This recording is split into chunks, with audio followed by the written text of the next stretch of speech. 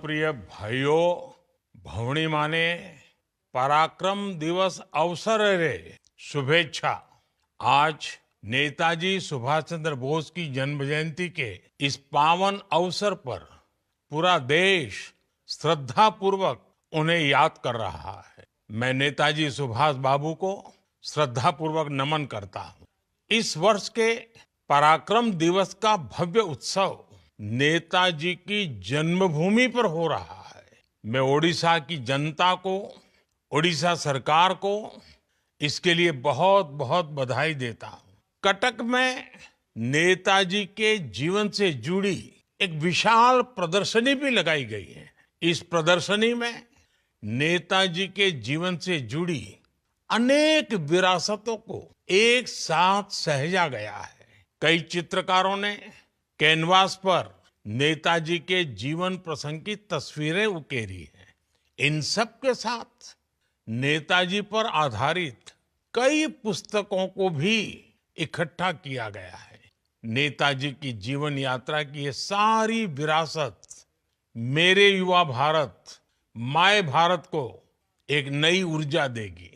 साथियों, आज जब हमारा देश विकसित भारत के संकल्प की सिद्धि में जुटा है, तब नेताजी सुभाष के जीवन से हमें निरंतर प्रेरणा मिलती है।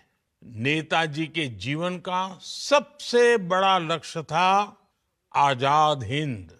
उन्होंने अपने संकल्प की सिद्धि के लिए अपने फैसले को एक ही कसौटी पर परखा, आजाद हिंद।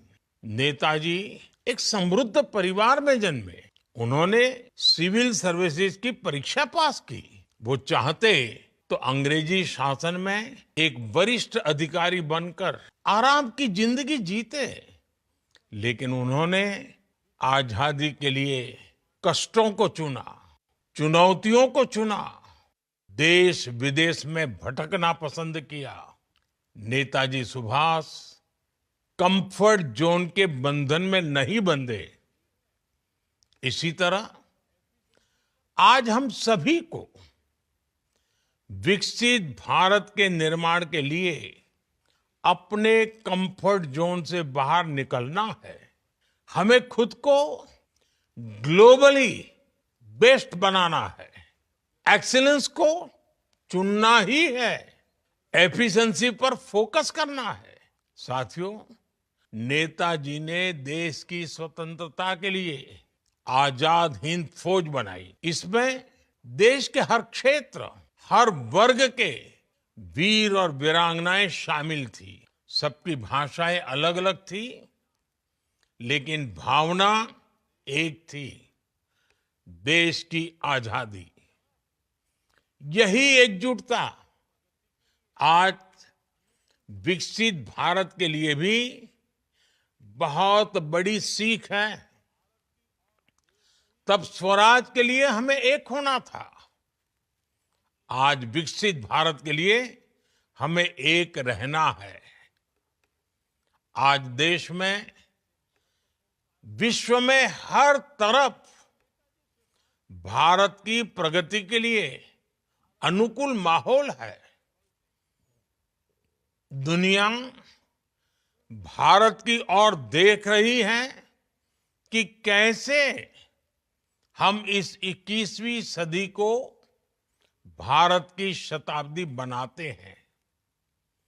और ऐसे महत्वपूर्ण कालखंड में हमें नेताजी सुभाष की प्रेरणा से भारत की एकजुटता पर बल देना है।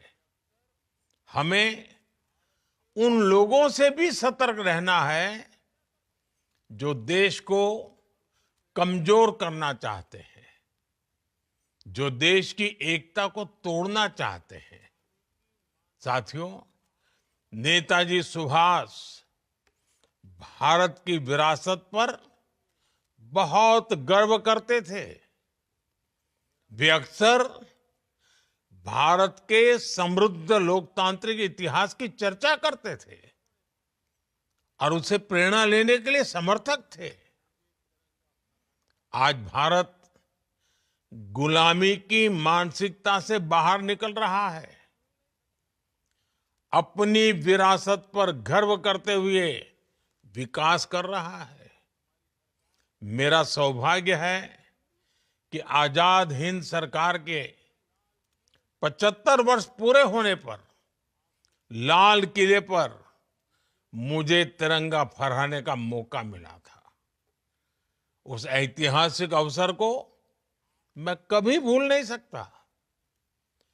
नेताजी की विरासत से प्रेरणा लेते हुए हमारी सरकार ने 2019 में दिल्ली के लाल किले में नेताजी सुभाष को समर्पित म्यूजियम का निर्माण किया। उसी साल सुभाष चंद्र बोस आपदा प्रबंधन पुरस्कार शुरू किए गए। 2021 में सरकार ने निर्णय लिया कि नेताजी की जयंती को अब पराक्रम दिवस के रूप में मनाया जाएगा। इंडिया गेट के समीप नेताजी की विशाल प्रतिमा लगाना, अंडमान में द्वीप का नाम नेताजी के नाम पर रखना, गणतंत्र दिवस की परेड में आईएनए के जवानों को नमन करना सरकार की इसी भावना का प्रतीक है।